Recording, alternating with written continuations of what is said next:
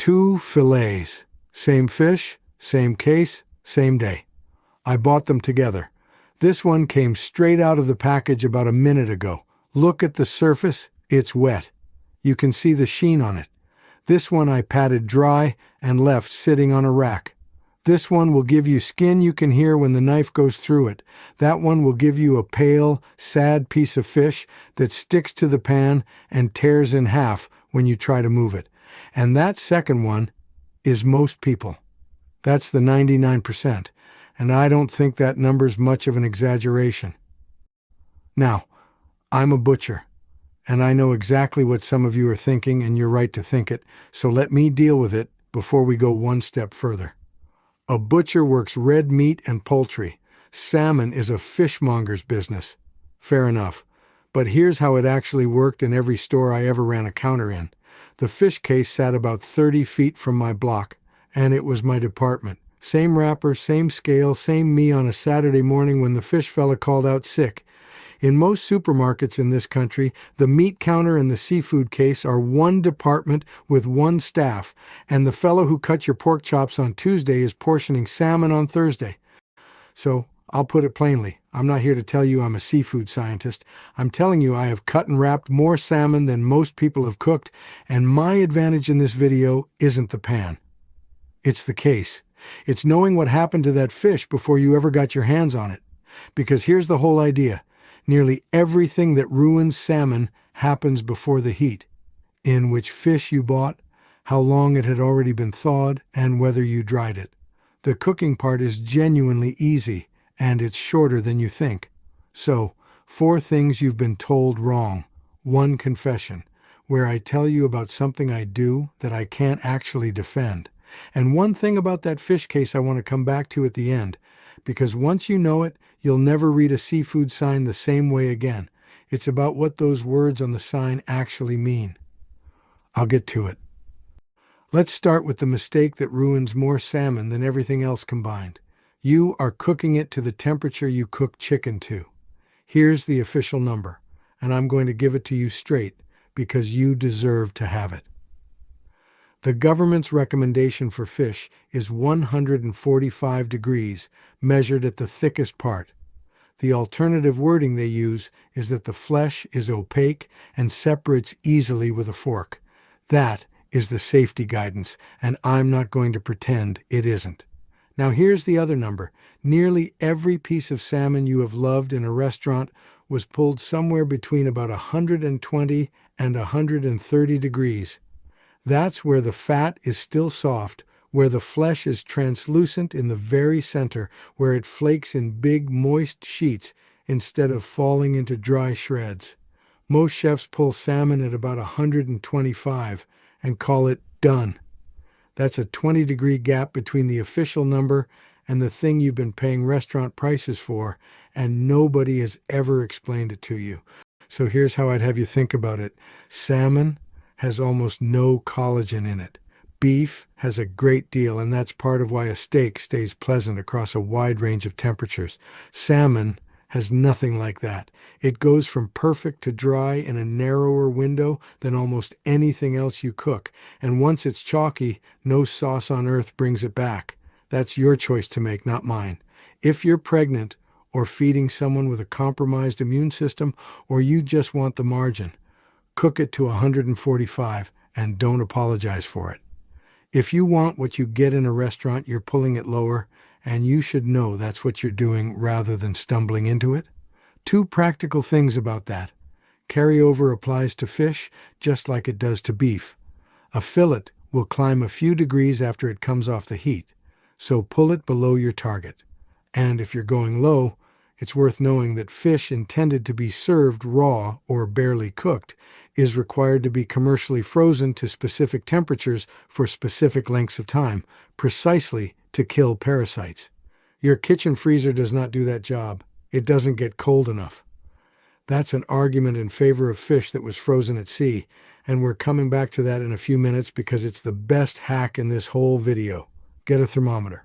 $20. Go in from the side, into the thickest part, and stop in the middle. Same as beef. Second mistake. You're cooking it wet. This is the same physics as a steak, and it's worth saying again because it explains half of the disappointment in home cooking. Water boils at 212 degrees. Browning, the reaction that gives you crust and flavor and color, doesn't really get going until well above that, up around 300. So, as long as there's liquid water sitting on the surface of your fish, that surface is stuck at boiling temperature.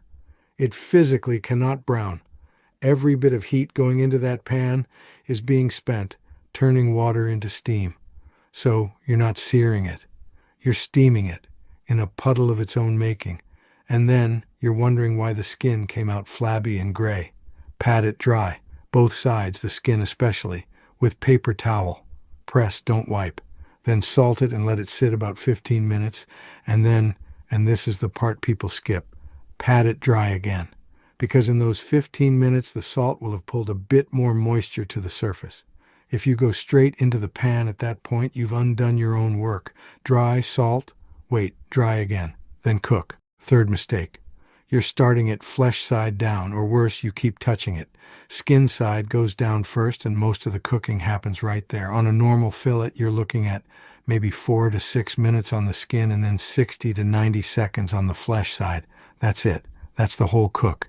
It is much faster than people expect, and that expectation is what kills more salmon than any technique problem. Now, the curl. When that skin hits the heat, it contracts, and it contracts faster than the flesh does, so the fillet arches up in the middle, and now only the two ends are touching the pan. You get burnt edges and raw middle and skin that never crisped anywhere. So for the first 20 seconds, press it flat. Fish spatula, back of a spoon, your fingertips if you're brave and quick. Just hold it down against the pan until the skin gives up and relaxes. 20 seconds, maybe 30. Then let go. There's a second thing you can do here, and it's the fishmonger's trick rather than mine. Before it ever goes near the pan, lay the fillet skin side up and make 2 or 3 very shallow cuts across the skin with a sharp knife. Shallow. You are scoring the skin only, not cutting into the flesh underneath. What that does is give the skin somewhere to go when it contracts, so it relaxes instead of arching the whole fillet up off the pan. On a thick piece with heavy skin, it makes a real difference. On a thin fillet, you can skip it and just press. And then leave it alone. I mean it. Don't lift a corner to peek. Don't slide it around. Don't press it again after that first 20 seconds, because now you're just squeezing juice out of it. Here's the thing nobody tells you, and it's the most reassuring fact in this whole video. Fish sticks to the pan while it's cooking and then releases itself when it's ready. That's not luck. The proteins bond to the hot metal, and as the crust forms and the fat renders out underneath, that bond breaks on its own. So, when you go to flip it and it resists, it isn't ready. When it slides freely, it is. The pan will tell you.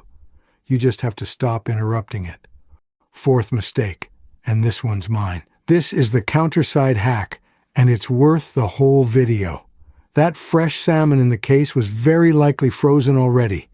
A great deal of the salmon sold as fresh at American seafood counters, particularly the wild fish, was frozen at sea, often within hours of the catch, and then thawed in the back room of your grocery store to go in the display case.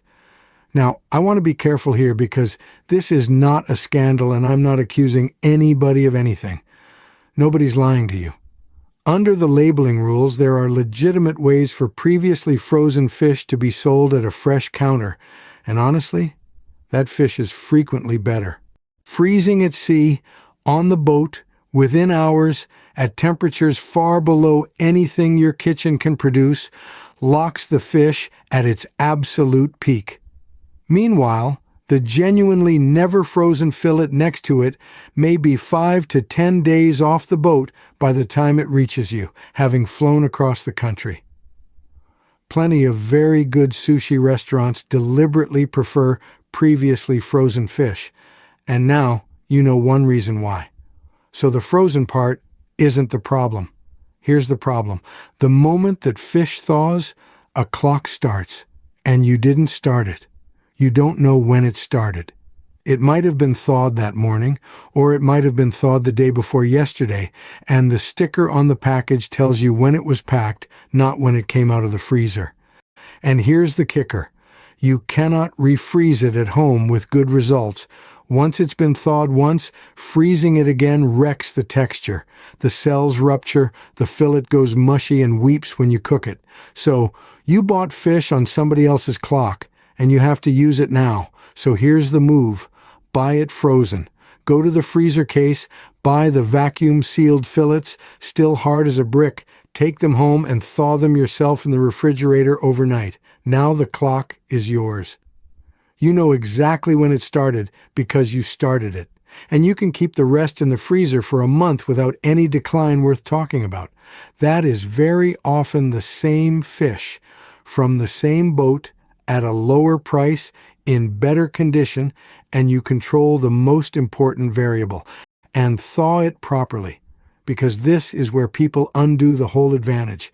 Take it out of the freezer the night before, take it out of the vacuum bag, or at least cut the bag open, set it on a plate or a rack, and put it in the refrigerator overnight. 12 hours or so for a normal fillet. 2 things not to do. Don't thaw it on the counter. The outside sits in the warm for hours, while the middle is still frozen. And that's the window where trouble grows. And don't thaw it in warm water, which cooks the outer 1/8 of an inch into a pale band before you've started. If you're genuinely out of time, a sealed bag in cold water, changed every half hour, will do it in under an hour. But the refrigerator overnight is better, and it costs you nothing but thinking about dinner a day ahead. Then, pull it out. And here's the part that matters. Pat it very dry. A thawed fillet has surface moisture on it by definition. That's the water we spent 5 minutes talking about, and it is standing between you and a crust. And if it's in your refrigerator right now thawed, go cook it tonight before you finish this video if you have to. Don't let it sit another day on a clock you didn't set. Now let me give you the rest of what I know from standing behind that case, because this is where I actually earn my keep. When you're looking at a fillet, press it gently with a finger. The flesh should spring back. If your fingerprint stays there, that fish is older than you want. Then look at the muscle. Salmon flesh is made of segments separated by thin white lines of connective tissue. On a fresh fillet, those segments are tight against each other, a clean, unbroken surface. As fish ages, those segments start to pull apart, and you'll see little gaps or splits opening up along those white lines.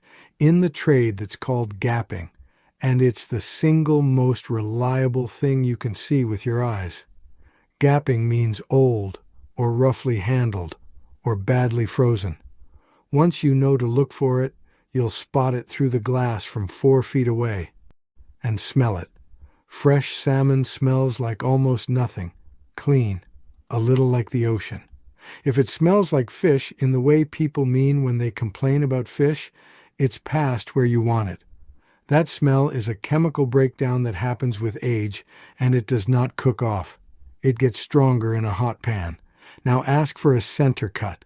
A whole salmon fillet is thick at the shoulder and thin at the tail. If you take a piece off the tail end, one part of it is half the thickness of the other, and there is no cooking technique that fixes that. The thin end is dry before the thick end is done. So when you're at the counter, ask for a center cut portion, even thickness. They will cut it for you, and it costs nothing to ask. And pin bones. Run your fingertip up the fillet, against the direction of the flesh, along the center line. You'll feel the tips of them, a row of little bones standing up, needle nose pliers or fish tweezers, and pull each one in the direction it's leaning, not straight up, or you'll tear the flesh.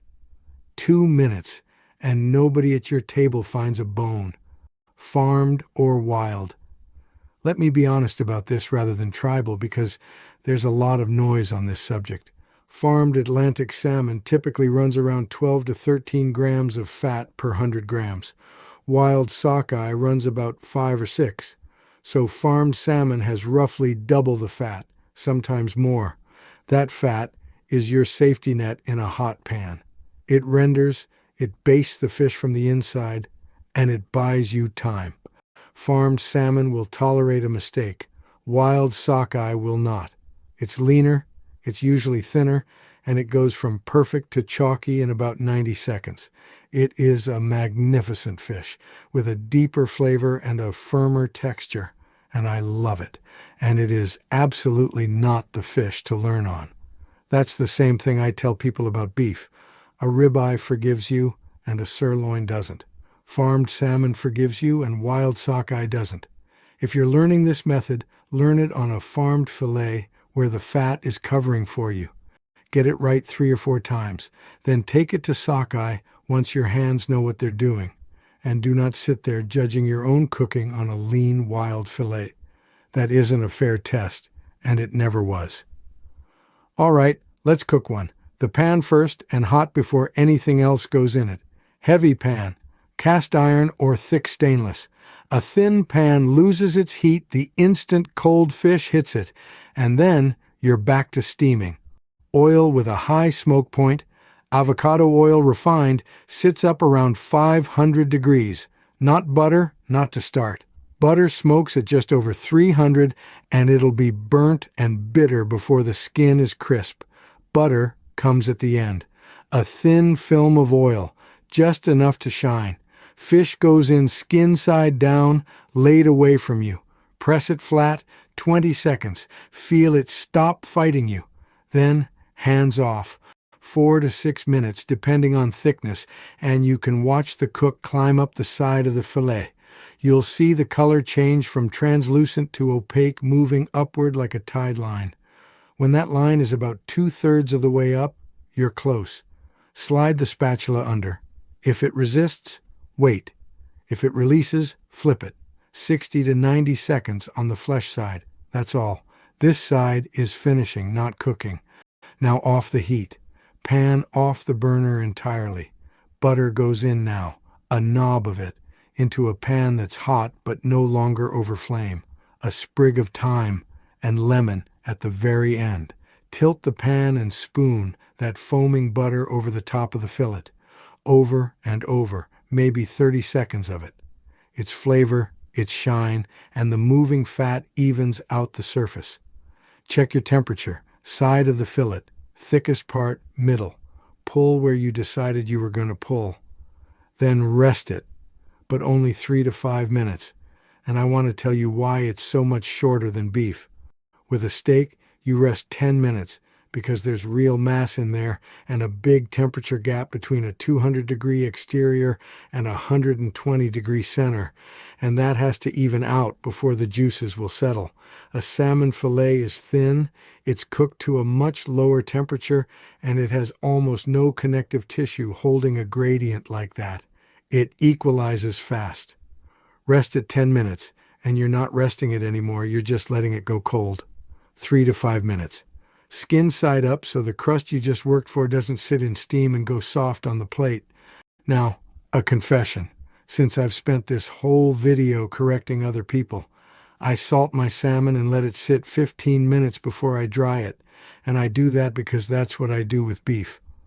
On a thick center-cut fillet, I do think it helps. It seasons a little deeper, and the second drying gives me a better surface. On a thin piece, honestly, I couldn't tell you it does much of anything. I've never tested it properly. It's carryover from 31 years of red meat, where a long salt makes a genuine and measurable difference, and I've imported the habit into a different animal without ever checking my work. If you skip it and just dry the fish and cook it, I don't think you'll be worse off. I do it because my hands do it. I'd rather tell you which of my steps are habit than have you believe every one of them is science. Now, that thing I said I'd come back to. You know how beef works? There's a grade stamped on it: prime, choice, select. You may not know exactly what separates them, but You know the ladder exists, and you know somebody official looked at that carcass and made a determination. And every bit of meat and poultry sold across state lines in this country goes through mandatory federal inspection. Not optional. Required. Now go look at the salmon. There is no equivalent, and the reason is structural, not sinister. Seafood doesn't fall under the Agriculture Department's meat and poultry inspection system at all. It sits with a completely different agency, the Commerce Department, through the Fisheries Service, and their inspection and grading program is voluntary, fee for service. A processor chooses to participate and pays for it by the hour. The published basic rate has run over $200 an hour. There is a Grade A standard, and there's a mark for product packed under federal inspection, and they're real and they mean something. Almost nobody uses them. One processor that does participate describes Grade A compliance as putting them in the top 1% of seafood processors in the country. The top 1%, which tells you what the other 99 are doing. So when you're standing at that case reading the sign, fresh, premium, top quality, sushi grade, understand what you're reading. Sushi grade is not a grade. There's no agency behind it. Those words were chosen by somebody at that company or in that store for marketing reasons, and there is no federal standard they had to meet to print them. I'm not telling you the fish is bad. Most of it is perfectly good, and the honest operators are honest because they've decided to be, not because anybody made them. But it does mean the sign is not doing the job you assumed it was doing.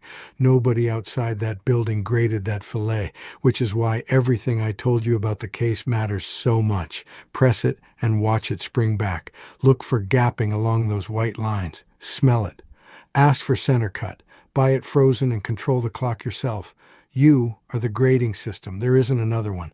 So that's the method. Buy it frozen and thaw it on your own schedule. Center cut. Even thickness.